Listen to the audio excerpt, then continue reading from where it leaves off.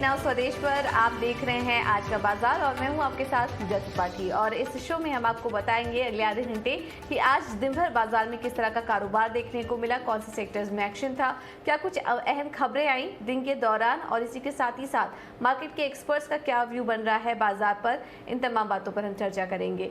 लेकिन सबसे पहले मार्केट का एक चेक ले लेते हैं। और आज इंटरेस्टिंग था, घरेलू जो ग्लोबल संकेत आ रहे थे वो काफ़ी कमजोरी के थे और जिस तरह से एक नर्वस का माहौल था कि महंगाई के आंकड़े के बाद कुछ दबाव देखने को मिल सकता है, वैसा कुछ देखने को नहीं मिला। इतना ज़्यादा कुछ कंसर्न नहीं था क्योंकि महंगाई के आंकड़े को हटा दे तो बाकी काफ़ी सारे फैक्टर्स थे जो कि फेवर में आज प्ले करते हुए नजर आए और इसलिए घरेलू बाजार ने आज संभलने की भी कोशिश की। वैसे क्लोजिंग लाल निशान में ही देखने को मिली है। और एक बार प्रियंका से समझ लेते हैं कि आज सेक्टर स्पेसिफिक एक्शन कैसा था और आज वीकली एक्सपायरी थी तो उस लिहाज से किस तरह का कारोबार आज दिन भर बाजार में रहा, इस सब पूरी जानकारी ले लेते हैं। प्रियंका हमारे साथ जुड़ चुकी हैं पूरी डिटेल्स के साथ। प्रियंका बताइए। बिल्कुल, देखिए आज बाजार में थोड़ी सी गैप डाउन के साथ आपने ओपनिंग की थी, minor gap down on the basis of the global cues. लेकिन जब आप दिन भर में आपने देखा 120 ऑड पॉइंट्स की आप एक रेंज देख रहे थे जिसके बीच में ही सारा दिन कारोबार हुआ। इसमें जो बड़ी लीडरशिप निकल कर आई, आप बोलेंगे जहाँ स्ट्रेंथ जिस सेक्टर में देखी वो था फार्मा स्पेस। क्लियरली जब लार्ज कैप हो, मिड कैप हो, एफएनओ, सब स्पेसेस में आपको फार्मा स्टॉक्स आप इजीली स्पॉट कर पाते कि थोड़ा बाजार आज डिफेंसिव जरूर था। और आप लास्ट में निफ्टी के गेनर्स भी देखें तो उसमें आपको पहले 5 काउंटर्स में फार्मा काउंटर्स में सन फार्मा, डॉक्टर रेड्डीज और साथ ही hospital counter like Apollo hospital. तो बाजार में थोड़ी सी डिफेंसिव अप्रोच रखी या फिर स्टॉक स्पेसिफिक एक्शन रखा। हालांकि 15,900 के ऊपर हम बंद हुए। बैंक्स थोड़े से आज वीक थे, ड्रैगर्स ही थे और आईटी भी ड्रैगर्स थे। Counters like Kotak Mahindra bank, axis bank हो, एसबीआई हो, large cap private space bank हो, वहाँ पर आपको प्रेशर बना बाजार में। मिड कैप काउंटर्स भी देखें, मिड कैप पीएसयू वो थोड़ा रनअप दिखा चुके थे पीछे के दिन में, वहाँ पे आपको प्रॉफिट बुकिंग देखने को मिली। और आईटी तो क्लियरली रिजल्ट्स के बाद से संभल ही नहीं रहा है। माइंट्री के नंबर्स के बाद आपने देखा कि सारे आईटी पैक्स पर आपको प्रेशर देखने को मिला। मिड कैप लूजर्स में भी आप कुछ काउंटर्स देखे तो वहाँ पर भी न्यूज़ बेस्ड एक्शन था। वरुण बेवरेजेस अच्छी कमेंट्री कल आई थी, पेप्सिको की वो सप्लायर है तो अच्छा रनअप रहा आज, वहाँ प्रॉफिट बुकिंग थी। कैनेडा बैंक के भी मैंने चर्चा की, मनप्पुरम फाइनेंस, वहाँ आपको प्रॉफिट बुकिंग देखने को मिली। और न्यूज़ का जो इम्पैक्ट जिन काउंटर्स पे क्लियरली देखने को मिला वो था हिंदुस्तान जिंक डिविडेंड अनाउंस हुआ, भारत फोर्ज वहाँ एक रिपोर्ट आई। और आप ब्रेंट को देखेंगे तो लास्ट 15 आवर में जिस तरह की मूव्स देखने को मिली, लगभग 97 के आसपास तक स्लिप हुआ ब्रेंट क्रूड, जिसके चलते हमने देखा कि भारतीय बाजार में रिकवरी आई। ऑल मार्केटिंग काउंटर्स में एचपीसीएल के आप मूव देखें क्योंकि वहाँ पर प्राइस थोड़े कूल ऑफ हुए, वैट घटा। रिलायंस बाजार को ना नीचे खींचा लेकिन स्पाइक जरूर आया क्योंकि 15 जुलाई कल एक कैबिनेट गवर्नमेंट कंसिडर करेगी इसे लो डाउन करना, जो भी विंडफॉल गेन टैक्स की बात की जा रही है और समीक्षा की बात उन्होंने पहले ही क्लियरली की थी। तो उसके चलते बाजार में स्पाइक आ, रिलायंस ऑयल और पेट्रोकेमिकल रिफाइनरी काउंटर्स में वहाँ थोड़ा मोमेंटम रहा आज के दिन। बिल्कुल, बहुत बहुत शुक्रिया प्रियंका ये सारी जानकारी देने के लिए। तो काफ़ी सारी खबरें भी आई दिन के दौरान जिससे बाजार को आज सहारा मिला। कच्चे तेल में कमी आई और इसके अलावा हमने देखा कि ऑयल मार्केटिंग कंपनियों से जुड़ी भी काफ़ी सारी खबरें आई हैं। लेकिन चलिए अब आगे बढ़ते हैं और इस मार्केट पर एक्सपर्ट्स क्या कह रहे हैं ये भी समझ लेते हैं। और मार्सलेस इन्वेस्टमेंट के सौरभ मुखर्जी ने हमसे खास बातचीत में कहा कि अच्छे फंडामेंटल वाले शेयरों में निवेश करें। उनके मुताबिक टेक्नोलॉजी का इस्तेमाल करने वाले शेयरों में मोटा पैसा बन सकता है। निर्भर करती है प्रमोटर चोरी कर रहा है नहीं कर रहा। दूसरी चीज प्रमोटर में यानी to do good capital allocation. तीसरी चीज कंपनी की फ्रैंचाइज डोमिनेंट है यानी कि ये कंपनी दूसरे राइवल्स के मुकाबले 20 से 40% प्राइस प्रीमियम में बाजार में माल बेच सकती है। यानी if a company can sell premium price products without losing any customers, that's the company we are interested in. Clean promoter, अकलमंद promoter, dominant franchise and we buy those companies. Share price कहाँ पे है, last 3 महीने में 6 महीने में चढ़ी है गिरी है, कुछ हमको खास रुचि नहीं है। अभी तक मेरे को समझ नहीं आया हिंदुस्तान में लोग पीई मल्टीपल और शेयर प्राइस देख के निवेश करते कैसे हैं। हम करते हैं फोकस अच्छे कंपनीज में निवेश करें और वो कंपनीज के शेयर्स हम लेके, हमारा टिपिकल होल्डिंग पीरियड 8-9 साल रहता है। कुछ खास खरीदा बेची हम करते नहीं है, इसलिए शॉर्ट टर्म मार्केट मूवमेंट्स में हमारी रुचि कम रहती है। जो कंपनीज टेक्नोलॉजी के इस्तेमाल से एक पैन इंडिया मार्केट को केटर कर रहे हैं। और आपके स्क्रीन पे आप दिखला रहे हो पोर्टफोलियो के वही ऐसे स्टॉक जो टेक्नोलॉजी के मदद से एक पैन इंडिया मार्केट को केटर करके पावरफुल फ्रैंचाइजेस बना रहे हैं। सो फाइनेंशियल्स में जैसे कि बजाज फाइनेंस, एनबीएफसी में, एचडीएफसी बैंक बैंकिंग में, नॉन फाइनेंशियल्स अगर हम मैन्युफैक्चरिंग कंपनीज ले, रिलैक्सो फुटवेयर में, doctor Lal path labs in diagnostic services, all of these companies, सारे के सारे कंपनीज टेक्नोलॉजी की मदद से, right, low cost world class technology की मदद से जायंट नेशनल फ्रैंचाइजेस बना रहे हैं। इसके बदौलत इन कंपनीज की प्रॉफिट्स, इनकी कैश फ्लो करीबन 20-25% से आगे बढ़ रही है over the last 3, 5, 10 years. Cash flow compounding ऐसे फ्रैंचाइजेस की करीबन 25% के आसपास चल रही है और उसके बदौलत हमारे क्लाइंट्स का पैसा बन रहा है। ये हमारा इन्वेस्टमेंट का ढांचा है, ये हमारी इन्वेस्टमेंट की फाउंडेशनल सोच है। इसलिए शेयर प्राइस वो वैल्यू और ग्रोथ का जो आप जिक्र कर रहे थे उसमें ज्यादा हम लगाते, हमारा फोकस रहता है is the country moving forward. अगर कंट्री आगे बढ़ रहा है जैसे हमारे ख्याल से बढ़ रहा है, इकोनॉमी अच्छी हालत में है, कंट्री आगे बढ़ रहा है, दिस टाइप ऑफ चैंपियन फ्रैंचाइजेस से हमारे क्लाइंट्स को बहुत फायदा होता है। बिल्कुल, तो ये थे सौरभ मुखर्जी बाजार पर अपनी राय देते हुए। लेकिन चलिए अब आगे बढ़ते हैं, एक और खबर पर फोकस करते हैं। और आज हम देख रहे हैं कि पिछले कुछ समय से आईटी शेयरों में दबाव बन रहा है, एक के बाद एक नतीजे आ रहे हैं और नतीजों के बाद यहाँ पर हम देख रहे हैं कि स्टॉक में गिरावट भी देखने को मिल रही है। और इस बीच ग्लोबल मंदी की भी आशंका बताई जा रही है। इसके चलते आईटी शेयरों में बिकवाली हावी है और सेक्टर की दिग्गज कंपनी टीसीएस अब 52 हफ्ते के निचले स्तर पर पहुंच चुकी है। और ज़्यादा जानकारी के साथ जुड़ गए हैं शरद, हमारे साथ जुड़ गए हैं, जो कि इस पर और ज़्यादा जानकारी देंगे कि आईटी शेयरों में इस वक्त किस तरह के हालात बन रहे हैं। शरद, बताइए।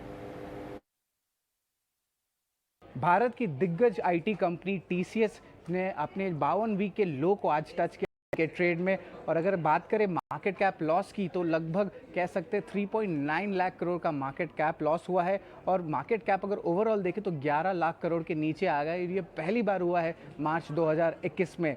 अब आगे देखते हुए देखा जाएगा कि जो पी रेशियो थी लाइफ टाइम हाई से वो है करेक्ट 38 टाइम्स से करेक्ट होकर 26 टाइम्स की हो गई है। और जो नेगेटिव रिटर्न आ रही है, लगातार चौथे स्ट्रेट मंथ में जो है कंपनी ने नेगेटिव रिटर्न दिया है। हालांकि फिर भी भारत की सबसे जो कह सकते हैं सेकंड बेस्ट वैल्यूएबल कंपनी जो है मार्केट कैप के हिसाब से अभी भी टीसीएस है। लेकिन एक इंटरेस्टिंग पॉइंट बताते हैं, जहां पे टीसीएस की जो मार्केट कैप में गिरावट आई है, इतनी बड़ी अमाउंट है, अगर उसको हम लोग देखेंगे तो वो ज़्यादा गिरावट आई है। अगर कंबाइन कर दें मार्केट कैप 3 बड़े दिग्गज आईटी कंपनियों से, एक रहेगा टेक महिंद्रा, दूसरा विप्रो, एल&टी इन्फोटेक, इन तीनों के मार्केट कैप को अगर मिला दें उससे ज़्यादा तो टीसीएस का मार्केट कैप का फॉल हुआ है उनके हाई से। और यही जो मार्केट कैप फॉल है, अगर देखा जाए तो भारतीय एयरटेल का भी मार्केट कैप जो है इससे कम है। अब अगर पीयर्स की एनालिसिस देखें, अब इस साल जो रिटर्न्स गई हैं तो टीसीएस ने सिर्फ 20% का जो है गिरावट देखने मिला है। लेकिन इन्फोसिस ले लीजिए, एचसीएल टेक, विप्रो और टेक महिंद्रा, ये सारे स्टॉक्स में ज़्यादा गिरावट देखने मिला है। लगभग 24% से लेके 45% तक जो है इस साल इन स्टॉक्स में गिरावट देखी गई है। बिल्कुल, बहुत बहुत शुक्रिया शरद की सारी जानकारी देने के लिए। बैंकिंग संशोधन बिल पास होने के बाद अब सरकार सरकारी बैंकों में अपनी हिस्सेदारी 26% तक करने में सक्षम होगी। इस पर ज़्यादा जानकारी के साथ मेघना मित्तल जुड़ चुकी है। मेघना, बताइए।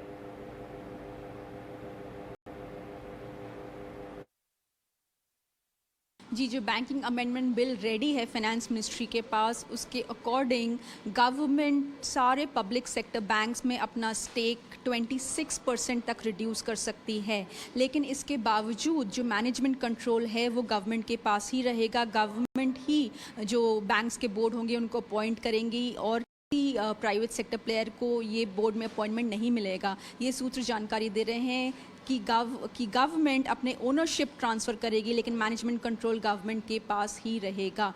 इसके अलावा हम ये भी जानते हैं कि जो एक प्रोविज़न है कि गवर्नमेंट एक नोटिफिकेशन के द्वारा कोई भी 2 पब्लिक सेक्टर बैंक्स को प्राइवेटाइज कर सकती है, जिसमें वो मैनेजमेंट कंट्रोल ट्रांसफ़र करेगी। पर उसके अलावा जो बाकी पब्लिक सेक्टर बैंक्स हैं वो पब्लिक सेक्टर ही रहेंगे और मैनेजमेंट कंट्रोल भी गवर्नमेंट के पास ही रहेगा। इसके अलावा अलावा जो थर्ड प्रोविजन है अमेंडमेंट बिल में वो है कि जो सैलरीज हैं एमडीज ईडीज की बैंकिंग सेक्टर में वो प्राइवेट सेक्टर के कंपैरिजन में बढ़ाई जाएंगी। तो तीनों बहुत ही इंपॉर्टेंट प्रोविजंस हैं अमेंडमेंट बिल में, लेकिन सूत्र ये भी जानकारी दे रहे हैं कि इस बिल पर पीएमओ का अप्रूवल अभी तक नहीं आया है, तो उसका फाइनेंस मिनिस्ट्री वेट कर रही है। इसीलिए उन्होंने जो मॉनसून सेशन का लिस्ट ऑफ बिजनेस होता है उसमें ये बिल को भेजा नहीं है। ये सूत्र कंफर्म हैं जब तक पीएमओ का अप्रूवल नहीं आता है मॉनसून सेशन में टेबल नहीं होगा। लेकिन अगर पीएमओ का अप्रूवल आ जाता है और ये बिल पास हो जाता है तो ये बड़ा अमेंडमेंट आएगा कि गवर्नमेंट रिड्यूस कर सकती है अपना सेक 26% तक 51% के बिलो, लेकिन कोई भी चेंज ओनरशिप में आएगा लेकिन मैनेजमेंट कंट्रोल में नहीं आएगा और बोर्ड्स फिर भी गवर्नमेंट ही अपॉइंट करेगी। बिल्कुल, तो एक बड़ा बदलाव होगा बैंकिंग संशोधन बिल में, जिसमें कि सरकार ने अर्जी दी है और पीएमओ से भी मंजूरी मिलनी बाकी है। 26% तक हिस्सेदारी करने की बात की जा रही है, लेकिन इसमें एसबीआई इंक्लूड नहीं होगा। ये एक खबर है, अब देखना होगा इसमें आगे किस तरह का डेवलपमेंट होता है और क्या क्या अप्रूवल यहाँ पे होने बाकी हैं। अब आगे बढ़ते हैं और एक और रिसर्च आपके सामने रखते हैं। हमने आपको एसबीआई म्यूचुअल फंड के कुछ दिन पहले बताया था कि एसबीआई म्यूचुअल फंड अपने पोर्टफोलियो में क्या क्या शामिल किया है, क्या क्या कहाँ से एग्जिट हुए हैं। अब देश के दूसरे सबसे बड़े fund house ICICI prudential mutual fund ने भी जून में कुछ शेयरों से एग्जिट किया है और कुछ को अपने पोर्टफोलियो में शामिल किया है। डिटेल्स के साथ शरद हमारे साथ जुड़ चुके हैं। शरद, बताइए। जी बिल्कुल, भारत के second largest mutual fund house ICICI prudential mutual fund में क्या इंपॉर्टेंट बाई और सेल हुए जून के महीने में, इस पे हम डिस्कस करेंगे। अगर देखा जाए तो म्यूचुअल फंड एसेट का लगभग 2.52 लाख करोड़ इक्विटी में है। अगर स्टॉक सेक्टर एक्सपोजर के बारे में बात करें तो फाइनेंशियल्स और आईटी स्पेस में जो है इनकी एएमसी का पूरा एक्सपोजर सबसे ज़्यादा है। और लार्ज सेक्टर बाइज जो जून के महीने में दिखे वो आपको आईटी और हेल्थ केयर सेगमेंट में दिखे हैं, और जो सेल दिखी है वो आपके फाइनेंशियल्स और कंज्यूमर डिस्क्रिशनरी प्रोडक्ट्स में देखे हैं। अगर स्टॉक्स की बात करें तो हिंडाल्को, एनएमडीसी, बाइकॉन, टाटा कम्युनिकेशन जैसे स्टॉक्स में पोजीशंस और बढ़े हैं। और अगर रिड्यूस जो पोजीशंस वाले कंपनीज के बारे में बात करें तो ONGC, SBI, ITC, Motherson Sumi और जामना ऑटो स्टॉक्स जैसे स्टॉक्स है उन रिडक्शन देखी गई है स्टेक में। अगर नए एडिशंस की बात करें, फ्रेश एडिशंस की, तो दो अहम स्टॉक्स हैं। आयशर मोटर्स लगभग 30 लाख शेयर्स का एडिशन हुआ है और सुदर्शन केमिकल में भी 16 लाख शेयर्स का जो है एक नई एंट्री आई है। इसके अलावा जो एग्जिट्स हुई है, टोटल एग्जिट, उसमें 4 अहम स्टॉक्स है। सबसे पहला है ओरिएंट पेपर, लगभग 10 लाख शेयर्स यहाँ से जो है सेल हुए हैं। उसके अलावा हेल्थ केयर ग्लोबल और जम्मू कश्मीर बैंक में भी 8 से लेकर 10 लाख शेयर्स में जो है बिकवाली देखी गई है जून के महीने में। और आखिर में स्मॉल कैप स्टॉक वोल्टाम ट्रांसफॉर्मर्स में भी जो है लगभग 11,000 शेयर्स से एग्जिट किया गया है। बिल्कुल, बहुत बहुत शुक्रिया शरद जी सारी जानकारी देने के लिए। चलिए बात करते हैं टेलीकॉम स्पेस की। और 5G नीलामी से पहले टेलीकॉम कंपनियों के एसोसिएशन COAI यानी कि cellular operator association of India ने एक चिंता जाहिर की है और प्राइवेट नेटवर्क के लिए 5G स्पेक्ट्रम से टेलीकॉम कंपनियों को नुकसान होने की भी आशंका उन्होंने जाहिर की है। ज़्यादा जानकारी के लिए चलते हैं दानिश के पास। दानिश, बताइए।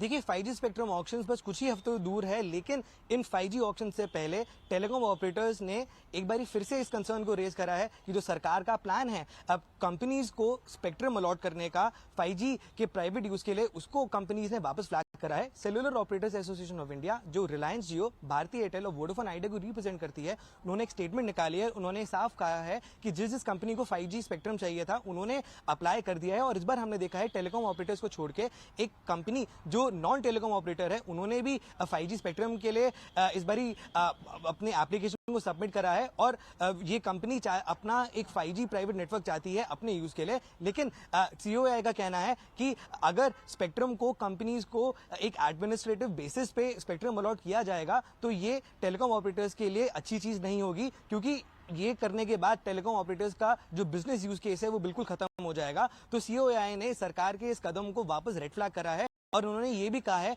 कि अगर ऐसे स्पेक्ट्रम को अलॉट कर दिया जाता है कंपनीज को, तो जो टेलीकॉम ऑपरेटर्स हैं उनको एक लेवल प्लेइंग फील्ड नहीं मिलेगी। और इस स्टेप से जो बिग टेक प्लेयर्स हैं, ग्लोबल बिग टेक प्लेयर्स हैं, उनको इंडिया के 5G नेटवर्क में आने का और अपना खुद नेटवर्क बनाने का एक तरह से एक बैकडोर एंट्री मिल जाएगी, जो पूरी टेलीकॉम इंडस्ट्री के लिए पॉजिटिव न्यूज नहीं है। तो कुल मिला के अगर देखा जाए तो 5G ऑक्शन से पहले एक बार फिर से हम टेलीकॉम ऑपरेटर्स के इन कंसर्न्स को देख रहे हैं, और ये कंसर्न्स COAI ने एक बार नहीं बल्कि 5G स्पेक्ट्रम ऑक्शन से पहले भी, अनाउंसमेंट से पहले भी ये सारे ही जो डाउट्स हैं उनको रेज करा है, और एक बार आज फिर से COAI ने इन कंसर्न्स को बाहर वो लेकर आए हैं। बिल्कुल, बहुत बहुत शुक्रिया दानिश सारी जानकारी देने के लिए। और इस एसोसिएशन में भारती एयरटेल, वोडा आइडिया और जियो जैसी कंपनियां हैं जिन्होंने ये चिंता जाहिर की है। देखना होगा इस पर किस तरह का फैसला निकल कर आता है। चलिए, फिलहाल इस बुलेटिन में मेरे साथ इतना ही, लेकिन आप बने रहिए, खबरों का सिलसिला आगे भी जी न्यूज़ प्रदेश पर जारी रहेगा। नमस्कार।